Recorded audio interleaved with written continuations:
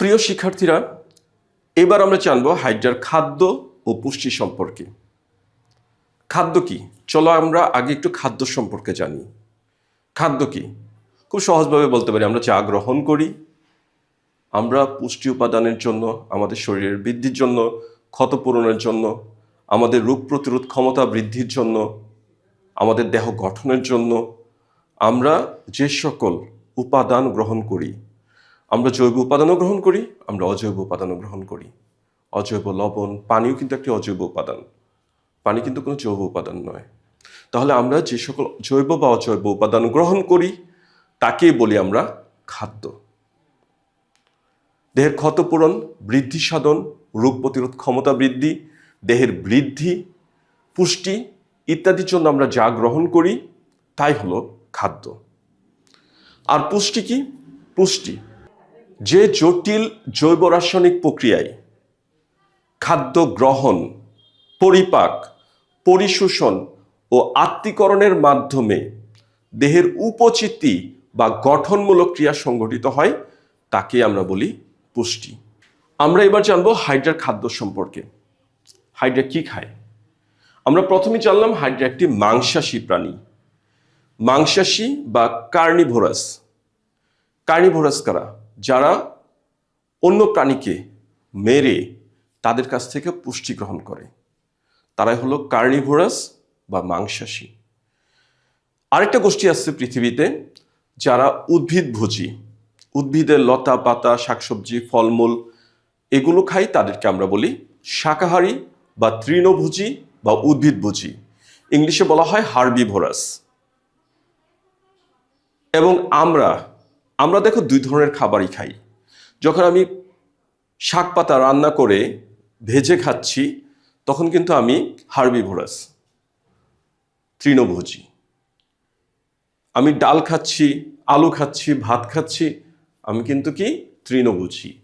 আবার আমি বিভিন্ন মাছ মাংস খাচ্ছি, মাছের ডিম খাচ্ছি, প্রাণীর ডিম খাচ্ছি, মাংস খাচ্ছি, তখন কিন্তু আমি আবার কার্নিভোরাস।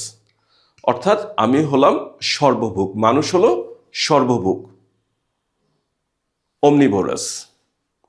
তাহলে আমরা তিনটি গোষ্ঠী দেখলাম: হার্বিভোরাস, তৃণভোজী, কার্নিভোরাস, মাংসাশী, অমনিভোরাস, সর্বভোগ। হাইড্রা তাহলে কার্নিভোরাস বা মাংসাশী প্রাণী।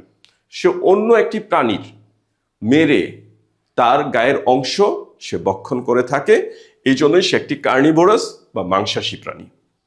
এবার দেখি হাইড্রা কি খাবার গ্রহণ করে। হাইড্রা কিন্তু বেশিরভাগ ক্ষেত্রে জীবিত খাদ্য পছন্দ করে।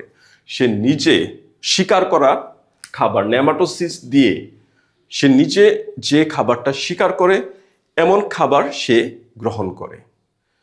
তাহলে সেই খাদ্য তালিকার মধ্যে কি রয়েছে দেখো: পতঙ্গের লার্ভা, ছোট ছোট পতঙ্গের ডিম, ডিম থেকে সৃষ্ট লার্ভা, প্রাণীর ডিম, ছোট ছোট মাছের ডিম, জলজ অনেক ছোট ছোট মাছ আছে, একদম ক্ষুদ্র ক্ষুদ্র গুড়ি গুড়ি মাছ, এই যে অ্যাকোয়ারিয়ামে আমরা চাষ করি ছোট ছোট মাছ।